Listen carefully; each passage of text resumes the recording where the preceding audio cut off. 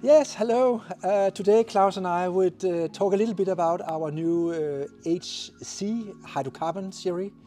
And we have both HCI, which is hydrocarbon isobutane, and HCP, which is hydrocarbon propane, and we can combine those units. But Klaus, is really now we are standing in our production and we are looking at one single unit. Yeah. And we sell single units? We sell a lot of single units, I would say, with either propane or isobutane. But I think the whole beauty comes when you start combining it and putting more units together. What is really funny, because now we have been for many years doing CO2 heat pumps and now starting to work with a more conventional refrigerant. The unit is really simple. Yeah. And I just want to show you guys how simple it is, and sometimes I really feel our CO2 racks are complicated compared to this, because this one is actually a screw compressor on top. It's a semi-hermetic suction gas cooled screw with suction side here and discharge side here. And then the discharge goes directly into the condenser. Of course, we condense the refrigerant, it becomes liquid. We are using this vessel both as receiver, but also suction gas heat exchanger. We have liquid injection valve over there, and then the evaporator on the other side.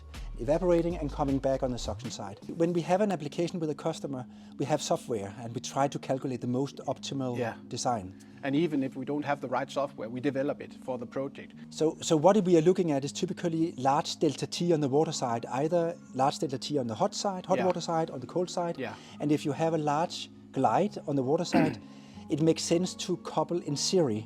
Yes.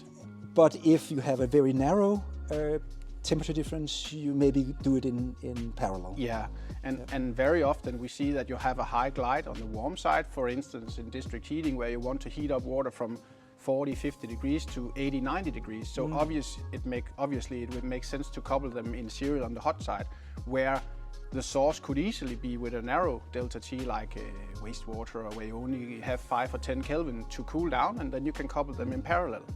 And when does it make sense to use isobutane, and when is it propane? Isobutane is for warm temperatures, and propane is for the lower temperatures. So if you want to deliver district heating, you need in any case some kind of isobutane on the top. But if you are collecting the heat, or if your heat source is at a low level, of course you can use propane on the low range and then combine it. Yeah.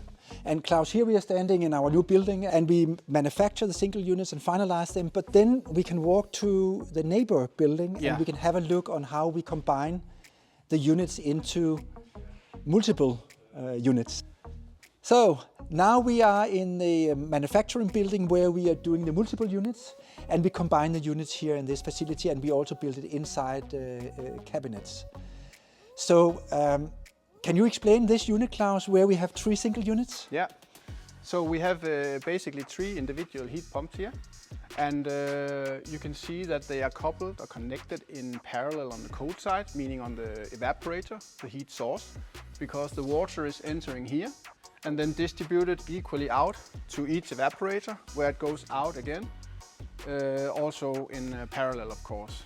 For the warm side, or for the heat sink, we have connected them in serial, so we are entering here to the first heat pump, going out and into the next one, going out again and into the last one, and finally going out to the city or to the district heating grid.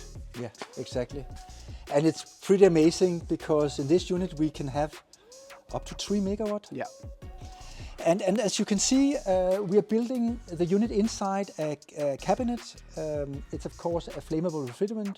Inside the unit we have a gas detector, detecting if there are gas. If there is gas, we cut the power inside. The ventilator is sitting here in the corner.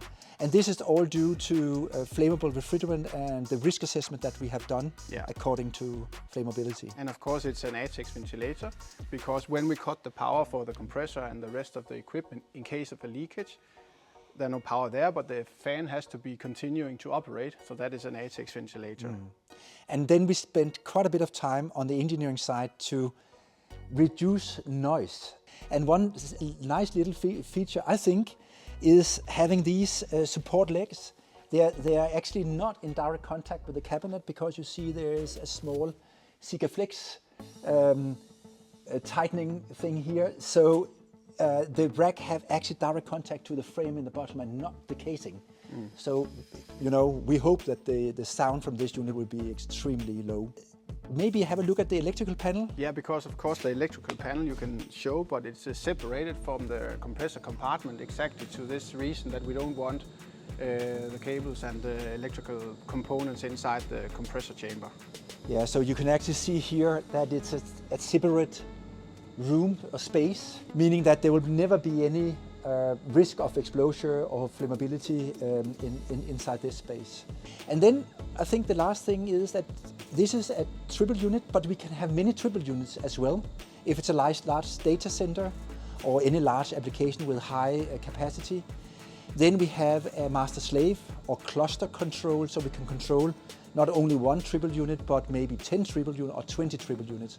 And that means that we can really arrive at megawatt size, 20, 30 megawatt with these type of units.